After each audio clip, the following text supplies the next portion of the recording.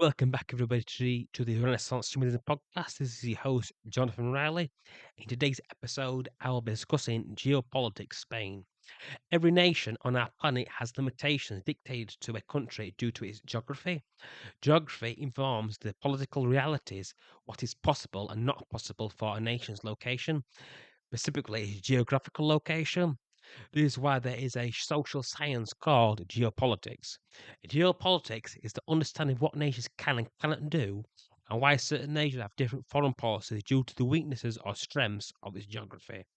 An easy example of this is the flat plainlands in Eastern Europe and in Russia, which makes Russia policymakers very annexed due to the potential threats either imagined or possible from other foreign powers. From 1812 to 1945, Russia on average was invaded every 32 years, according to the author and writer Tim Marshall, author of the book Prisoners of Geography.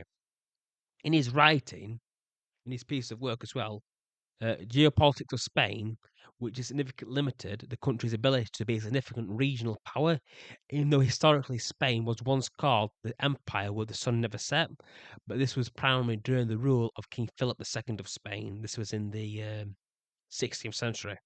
The Spanish also had the advantage of being one of the first colonizers of South America, and it was access to gold and silver mines in South America, which powered Spain's ability to be a significant power in Europe. Uh, Modern day Spain, just like the old Spanish kingdom in terms of geography in the 16th century, is still the same. It's still surrounded by mountains to the north of Spain, with the Pyrenees Mountains that provide natural defences for Spain from France and other would be invaders from northern Spain stretches across its northern coastline, it's predominantly mountainous.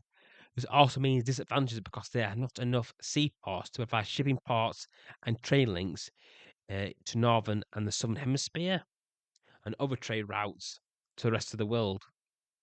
This same geographical weaknesses also stretches across the eastern Spanish borders to Gibraltar.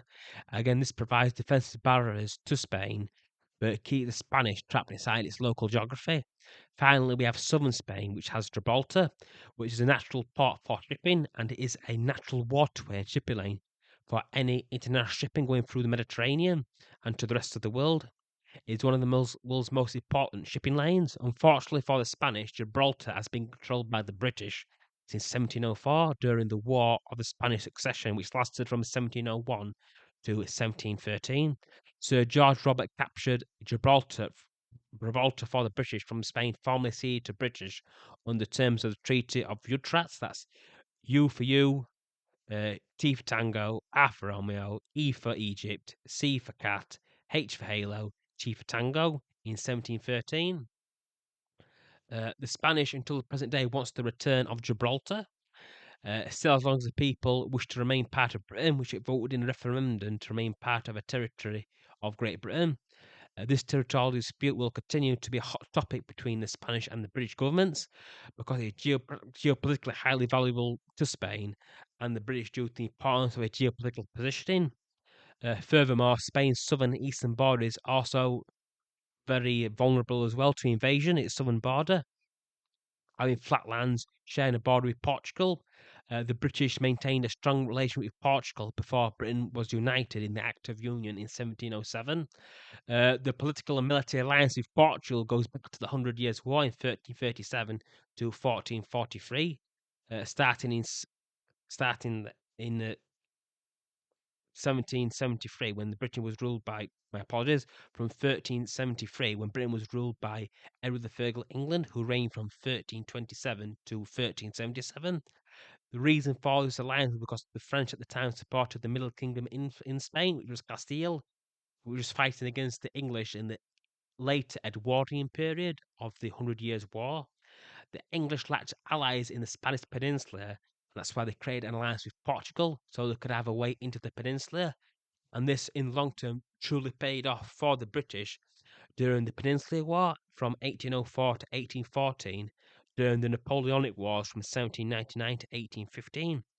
That enabled the British to send armies into Spain and liberate Spain from the actual French as well.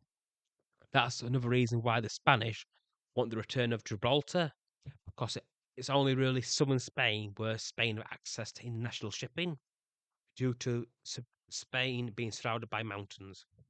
Hope this podcast was informative and useful. Thank you for listening and peace out.